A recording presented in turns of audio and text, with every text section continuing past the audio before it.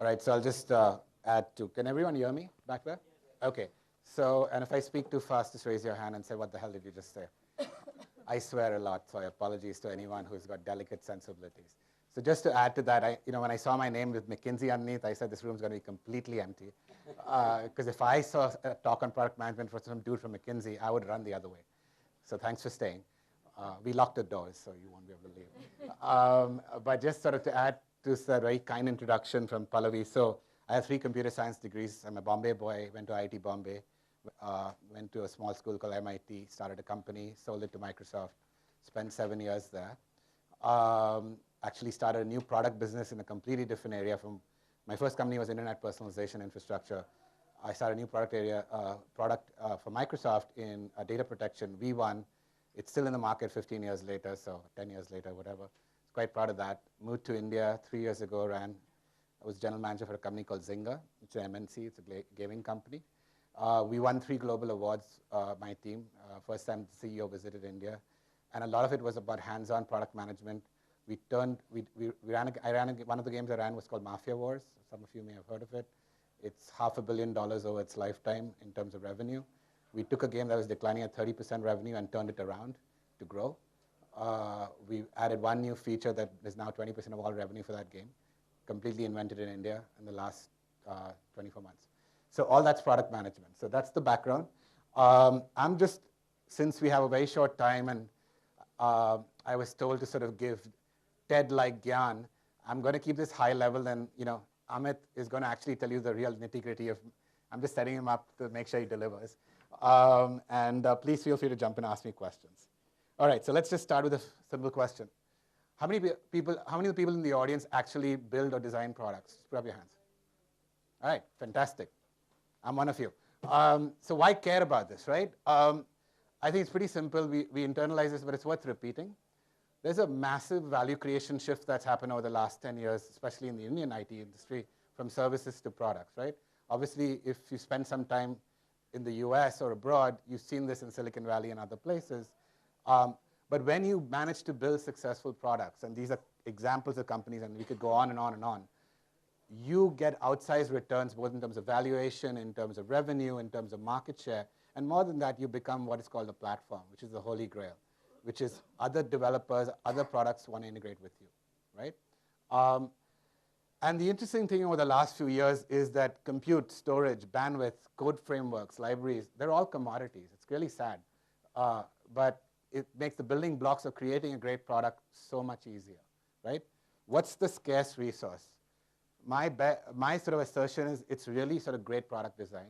It's sort of key product management skills, which I break into sort of 3 large sets of stuff, which is product design, growth hacking, and live operation. I'll explain each of them. So let's talk a little bit about this platform transformation we're in the middle of right now, because I think it has to be appreciated. And I'm going to keep it deliberately high, but we can go offline and talk as deep as people want. I think the fundamental platform transformation, for those of us who are a little bit old like me, who did web products, I mean, this is an exciting time because it's a brand new platform coming of age, right? So this is a graph from September of last year, right? We've already surpassed this hockey stick. Mobile is the new platform. If anyone has a doubt, I don't even know what to say. Just leave it. But on top of that, what's happened, frankly, and I'm talking more about consumer side here, but is that consumers have gotten very comfortable leading a digital lifestyle where a lot of their data, a lot of the activities they do with digital data is living in the cloud. And we don't think twice about it. So, you have a Dropbox for my files, photos. You've got iMessage for my messages, Wunderlist for my to-dos, Instagram for my pics, Evernote, Pinterest, Truecaller for my address graph, Pocket. We don't even think twice about it. It's just there. And it's happened like this, right? And the interesting thing is it's at massive scale, right? So you're not talking about 1 million. You're not talking about 10 million. You're talking about hundreds of millions. So that's the new world we live in, and it's exciting. But how do you actually win in this world? The implications are if you're building a product, leveraging these platform sort of fundamental capabilities, you have to treat your product as an always running live service, which means you're getting twitches of data from what consumers are doing, what's happening, and that is actually informing the feature decision, the pricing decision all the time, right? And it's a very different way to think about it for those of us who may remember sort of the desktop era, even the web era, where you had releases that were major and minor, but there was a large gap between them because you didn't get that instant feedback on the market. What that means is you're constantly in this world living in sort of this product cycle that is a continuous, it's a continuous wheel, right? So it's 3 stages. I mean, the obvious one, whether you're doing a V1 or a V5, is sort of the product design, which is any major release. Yeah, and a lot of the speakers in the past session spoke about this. You have to nail down the USP. You have to be able to articulate what is unique and differentiated about this feature or this product, and the key use cases that go with that. And it seems obvious to everyone in this room, I assume. This is really hard to do. I mentor a ton of startups. I work with a ton of entrepreneurs. I invest in a few. And it's actually really hard to do because people don't think about that. You have to put yourself in the customer's shoes and really explain why they want to use your product. And define the wireframes, the flows, etc. The second part is, okay, you've got the basic concept. Should you release on Android? Should you release on iOS? Is it a web app? Is it a hybrid? It's actually all of the above sometimes is not the right answer, right? And your platform choices define your resources and your constraints.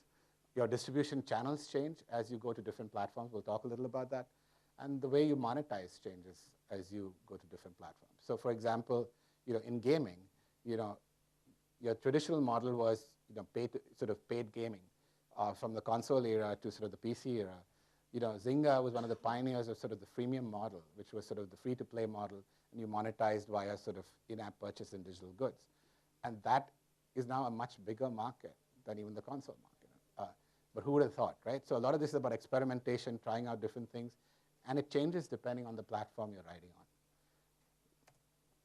on. And finally, it's sort of what I call Liveops, which is once the product's in the market, your work's not done, it just starts, right? You're basically looking at your product that's completely instrumented, looking at user paths, looking at funnels, and saying, are our hypotheses, are our assumptions behind this feature or this flow actually being borne out? Are the estimates we made of how many users would make it through the funnel actually higher or lower? And why is that if they're lower, right? And that then goes back again into refining the product, taking it out and doing that. So once you get this wheel going and this culture, you get not only product market fit, but you're continuously innovating as your user behavior changes, as other features get added to the product. This is the way we ran all the games at Zynga. And this is the way most sort of the internet companies you admire or have heard of actually run. It's all data-driven product design, but there's this combination of art and science that goes into it. Right? Okay, go on. If you have questions, jump in anytime. So a little bit of historical for old farts like me, just who've been around since 1980.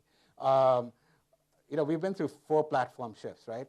We've been through the PC desktop era, the web 1.0, the web 2.0, the social, internet social, and the mobile native era, which we're in now, right? And it's very interesting. If you just sort of step back for a bit and look at this, right? The cycle time, which is the time to develop a product and bring it to market, has shifted dramatically. And we're talking about just a 30-year period, basically, right? The cycle time shifted dramatically. The key challenge for a product manager has changed for each platform. And more importantly, the skills you need to succeed on that platform are also different for a product manager, right? And if you also, one of the things I didn't put in there because I just ran out of space was the fact that each of these eras is actually shorter, right? The PC era lasted for about 25 years, from argue 1975 to the early 2000s. The Web 1.0 era started mid-95 to probably 2000. I can see a hand, just hold on a second. The Web 2.0 era started with Facebook, really, if you think about social. And that's, you could argue the web version is now played out. And the mobile era started with the iPhone launch, but the App Store only came out in 2008, right? So we're compressing down, and we're already entering a new platform. Now, the interesting thing is that your scale that you deal with as you design your product, it's growing by a factor of 10 or a factor of 1 or 2 every single time, basically, right? So that's the challenge. And for those of us who build web products, Web Social, which was what Zynga was, mobile native, and on. Some of the skills are the same, but the key skills that you care about in each of these platforms changes as to what is the scarce resource that you're dealing with. All right, so let's talk about mobile, since that's sort of, I would assume, of interest to everyone. That's the area where the beginning of this massive explosion of. So what are those PM skills? How am I doing on time? I'm fine. All right, excellent. All right. So, how many people have heard the buzzword mobile first design? Come on, don't be shy. All right, just that many? Okay. Well. So I don't have a definition for it, but I stole this from Shekhar Kirani at Excel without attribution, so you can tell him that. So basically, I think if you had to design an app that's mobile, designing it without sort of taking the website and translating it down, which is what I would say 95% of mobile apps are today, is actually where you get real value created, because the platform is actually fundamentally different. And we'll talk about some of the ways it's fundamentally different. Most mobile apps today, and without pointing fingers and pissing off half my friends, I won't mention any, but they're just copies of the website shrunk down to fit into a smaller screen and a touch interface. And maybe you add a bit of location and you feel, oh my God, I got a mobile app. And the sad part is that the market's going so quickly that it doesn't matter if your app is crappy. You're still getting users, right? But those are not fundamentally changing the game on this platform. So let's talk about those capabilities, right?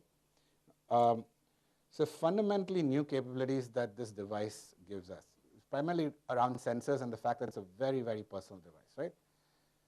None of these, by the way, exist on the PC. They exist now sort of in HTML5 with location and some of the stuff and desktop notifications, but fundamentally not. You've got touch, right? You've got the fact that I can interact with an object without going to a mouse, moving a pointer and clicking, but actually touching it, expanding it, flicking it. Talk about that for a dating app like Tinder. It fundamentally changes your experience of browsing, right? Or a shopping app. You've got location, send the service to me, send the car to me, etc. You've got push notifications. You've got a camera. So don't type it out, just take a picture and describe it, right? And this also, you'll see this with the younger users, their behavior, people who've grown up mobile native, they don't even think about this. This is how they behave. They'll take a picture and snap it and send it, right? You've got an address book, which is what WhatsApp used to grow virally. You've got a microphone, which you can use, for example, as a sensor. If you use that to listen for signs of distress, or if you want to do a baby monitor, for example. Bluetooth, beacons, biometrics, the number of sensors is growing. So the original iPhone, I think, had 4 sensors when it came out in 2007. I think now it's got 10 or 15, and it's growing, right? Because the MEMS, the hardware is getting so cheap. The Shenzhen ecosystem driving that hardware is getting so at scale that a cheap phone with a $100 sort of price point actually has a very sophisticated set of sensors. But more importantly, with that, you can build completely new businesses that didn't exist before mobile, right? So let's just go through each of these. I'm sure all of these logos are familiar to you, but it's worth pointing out. So Uber, obviously, poster child of taxi hailing. Ola sort of paying homage to Uber and doing a phenomenal job in their product. But the fundamental proposition there was location, right? It was, I want to hit a button and notifications, and I want to, within 15 seconds of notification, the cab is on its way and see it physically coming to me, right? Completely change it. And the camera. To capture my payment details, I take a snap. I don't have to type in anything, right? 5 minutes, got it. Tinder, how many people use Tinder? Have used Tinder, heard of Tinder? Everyone's married out here, obviously. Okay, it's a dating app, right? One of the most successful, valued at over $1 billion, zero revenue today. But there are 500 million swipe left and swipe right on profiles. And it's entertainment. It's 15 minutes off your day to see someone. It's total entertainment. Let's be honest. WhatsApp, I won't talk about Instagram. The hotel tonight, again, same concept. Last minute push notifications, perishable inventory. WeChat. WeChat is a messaging app. It's very different in India than in China. In China, WeChat is a full e-commerce platform. People use it to order taxis, buy stuff, get style recommendations from boutiques, etc. Alibaba is actually scared of this displacing some of the e-commerce that Alibaba has built on the web platform. And then you've got Apple Pay, which uses just simple biometrics for you to pay. No sort of, nothing, and biometrics and NFC, right? These wouldn't be possible without these sensors, right? So my assertion is very simple. If you're building a product for this world, think about what your use case is that fundamentally changes the user experience with this, right? Don't just take a web product and shrink it down, because that I see far too much of. You don't, unless you're a Flipkart or someone who already has that web audience, it's very hard to break through. Okay, let's talk about the second skill. So you built the app. How do you actually get it out in front of users, right? So first is the problem with mobile is there are many, many more channels than the web. Web, it was SEO, SEM, and banner ads, and you were sort of good to go for the most part, maybe some cross-promotion. You've got app stores, which is still the bulk of where your installs come from today. You've got some very successful app install units, Facebook, sort of Twitter copying them. You've got specialist mobile cross-promo networks for gaming, for just general mobile apps. And you've got web to mobile. So mobile web can actually act as a funnel to your native app, and actually work successfully if done well. But you've got a whole bunch of emerging channels coming that a lot of people may not be aware of or may not be trying out. Each of these mobile messengers listed is a full-on distribution platform for apps, right? On top of that, you've got engagement app units, because people like Facebook and Twitter realize that installs isn't the game, it's engagement and retention. So you've got new app units, and now you've got deep links. So you can actually, unfortunately, there are 3 standards, which is why I call them as emerging, where I can actually have Google index or a search engine index my app and do a search query, and actually go to that web view inside the app, right? So phenomenally powerful, all in the state of flux, but what's a developer to do, right? In addition, just sort of from my time at Zynga and talking to a number of entrepreneurs, the challenge here is it's not installs. You can buy installs. So you can buy your initial user installs. In fact, that's probably the most cost effective. The name of the game here is retention, right? Less than a quarter of your users will ever open the app after they install it. That's pretty shocking. If you just spend $1 million on your install budget, that's pretty sad. But that's the reality, right? Your 6-month retention of most app cohorts is about 10%, depending on the category. Definitely under 20. If you're about 20, you're off to the races. But how do you get there, right? The key here, and I think Amit will sort of pick up on this, is you need to be focused on a set of metrics. Your app has to be instrumented. And those metrics have to be driven from what is the underlying sort of drivers for your business, right? So for a gaming business, it may be much more on the virality side. For an e-commerce business, it may be much more on the lifetime value side and the payment funnel conversion side, for example. So it's very easy to drown in metrics, and you go to all these workshops and people tell you all these things. There are ultimately, when you run to give you an example, at Zynga, we had about 1,000 reports that as a general manager, I had access to run my business. I only focused on 3 or 4, because I can't consume 1,000 reports a day. It just doesn't make sense. So you got to figure out what metrics work for your business, right?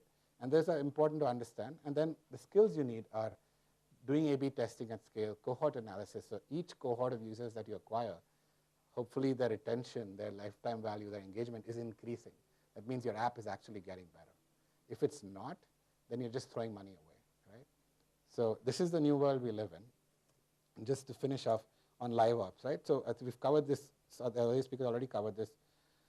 You have to design the app right at the beginning to be instrumented so you can collect data on what users are doing as they go through your app.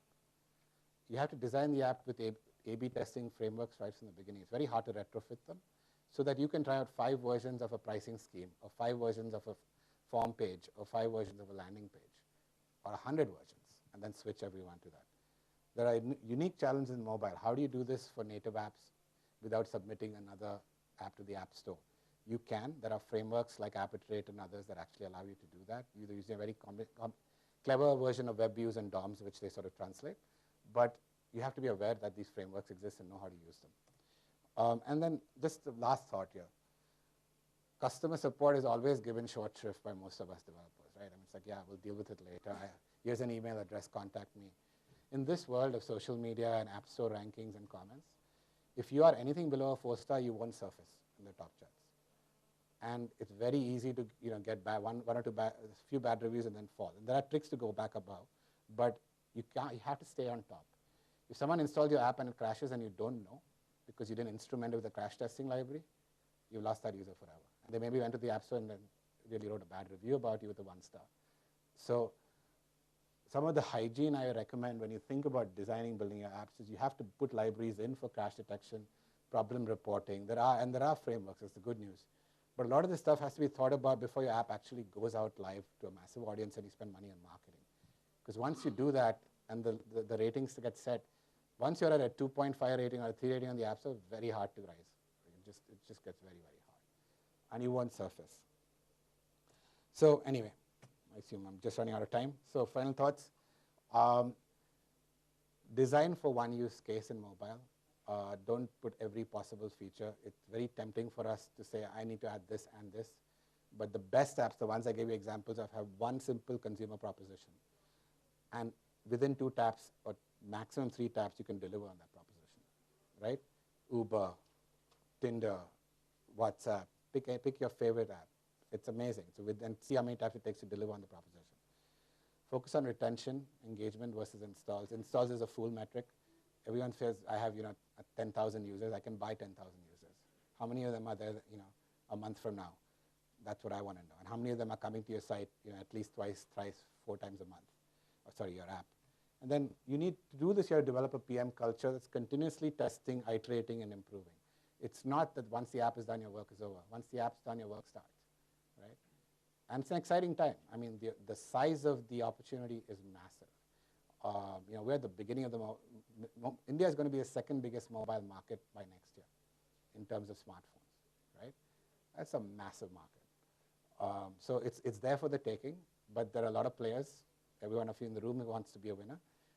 So some of this will be about developing the right culture as you think about the app design, as you think about your app proposition, and picking the right channels and learning from that. So anyway, thank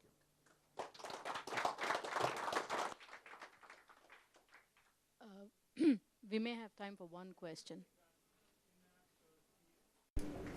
Sorry, in-app CS channels that you talked about? Yeah, so there is a startup called Konatur that in the Target Accelerator, I think there are a few others, that basically you just install a piece of code in your native app that creates a messaging, like a messaging inbox. So there's a few startups that are doing that. Konatur is the one that came out of Zynga, so I know that directly. But just go on Google and look for sort of in-app messaging. It's really important also to have the crash libraries in the app. So what happens is, if the app's on the device, you really don't, unlike a web app, you really don't know something in most cases. So these phone home, they put up a nice theme, they collect feedback, and they even inform the user when there's an update. So the user feels that they've been listened You spoke of deep links. Yeah. Deep links. Right. What exactly do you mean by that? So today an app is, so the question is what exactly is this deep link thing you spoke about? So deep links are an emerging standard. So Google is proposing one, Facebook proposing one. There are independent venture funded companies like URX that are proposing their own. And that's the problem because the developer now, which one do you choose? But deep links basically are to make the native app world more web-like in the sense that they can be indexed. Each screen in your app potentially could be indexed with SEO and could show up in a search engine. So when you type, red bags, in theory, you could go to the exact product page inside the right shopping app if it's on your screen. Now, it's still an evolving standard. There are some technical challenges. It's not as seamless as the web because, for example, if you don't have the app installed, what is the experience? So each one of these platform players is trying to come up with their own standard. They are live. The standards are, for the most part, available, but they are in flux. So you have to just figure out which one to choose right now. So. All right. Thank you very much, EST. And yes, why don't you come? Yeah. Thanks for a good presentation.